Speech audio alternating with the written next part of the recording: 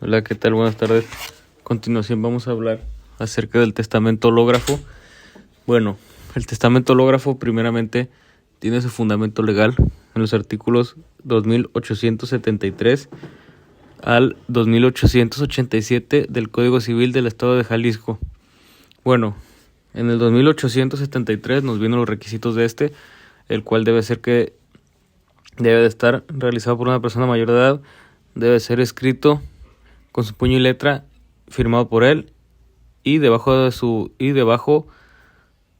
firma debe ir su nombre, además de sus huellas digitales en todas las hojas, y por último el mes, el día y el año en que se otorgó.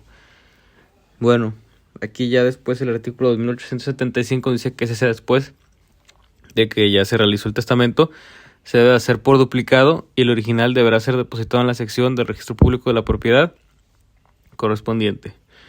Bueno, ahora vamos a pasar al área de la comparativa. Aquí vemos el Código Federal de Procedimientos Civiles, el Código de Procedimientos Civiles del Estado de Jalisco y el Código Nacional de Procedimientos Civiles y Familiares. Bueno, como tal, el Código Federal de Procedimientos Civiles no habla acerca de un testamento hológrafo, por lo que aquí suplimos esto usando el Código Civil Federal. Bueno, aquí vamos a ver algunas diferencias de estas tres legislaciones.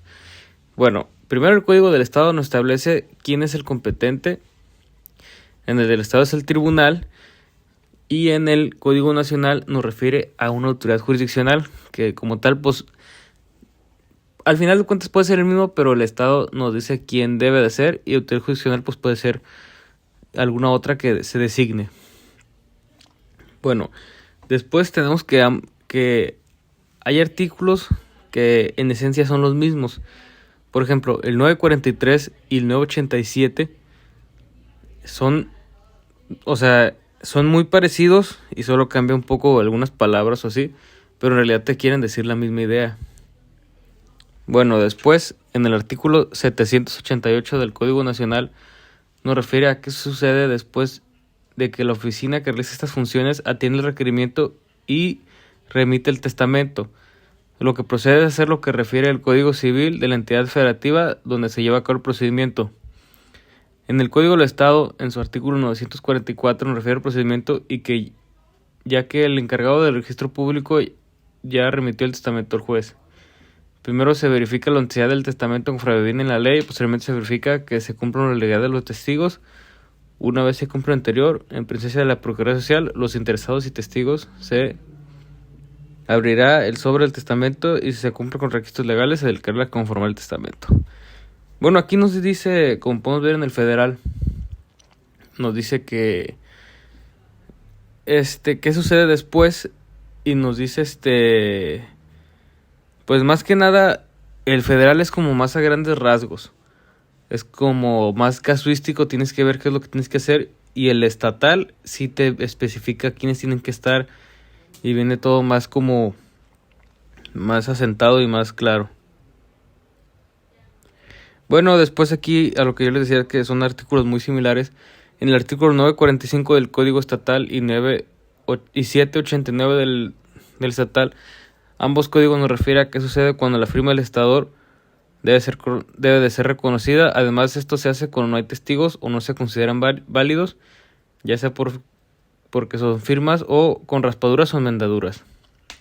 Aquí podemos ver que cuando firman pues tiene que ser algo legible y no algo que parece ser que tuvo corrección así, porque se puede prestar a malos entendidos y pues puede que eso ya le quite validez. Bueno, aquí la siguiente comparativa que hicimos es que el Código Nacional tiene un artículo menos que el estatal, porque el estatal tiene el 946 y eso es lo que nos refiere que sucede cuando el testamento original fue robado o destruido. Y bueno, después la diferencia que yo veo aquí en estos dos es que sí tiene mucho es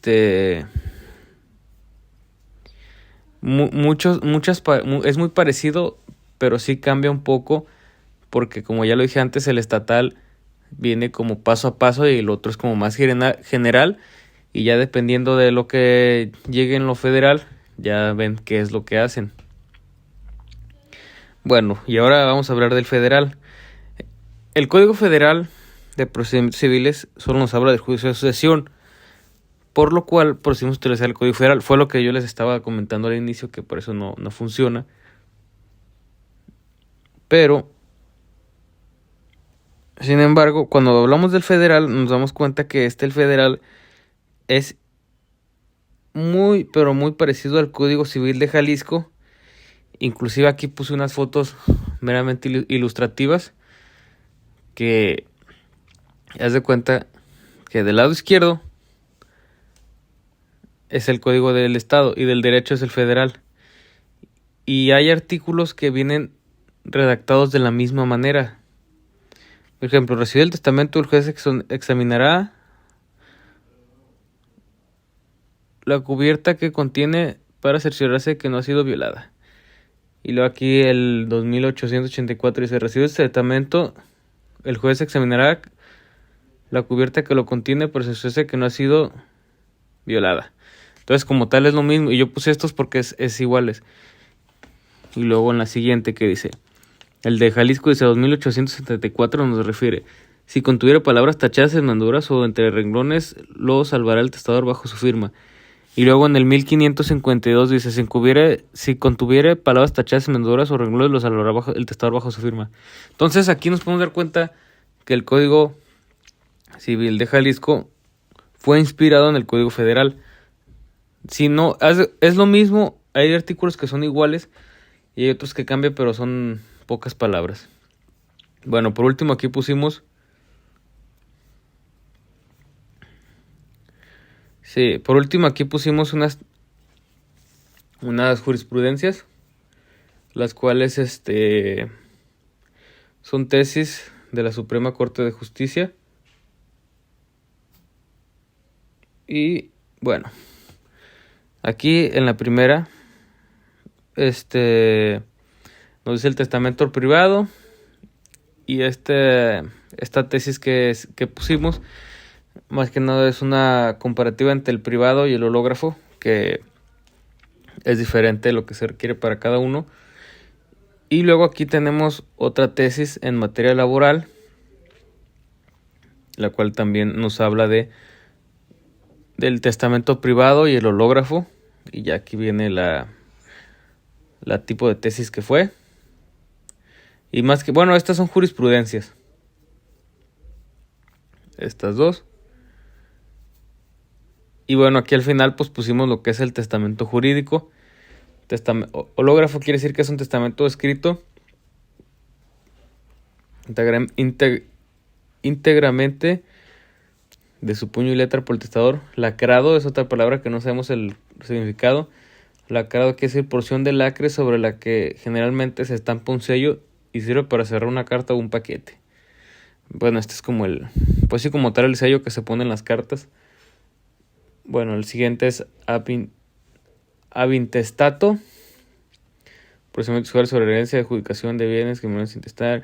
Bueno, esta sí conocíamos el significado, pero como viene en latín, pues sí, fue algo que nos causó un poco de controversia, pero al final, pues sí, es igual que sí es conocido ese término. Y luego atestos. Esta es otra palabra que significa que el instrumento oficial en que una autoridad o sus delegados hacen constar como cierto algo se aplica especialmente a las diligencias de averiguación de un delito instruidas por la autoridad gubernativa o policía judicial como preliminares de su sumario. Y bueno, eso será todo por mi parte. Muchas gracias por la atención.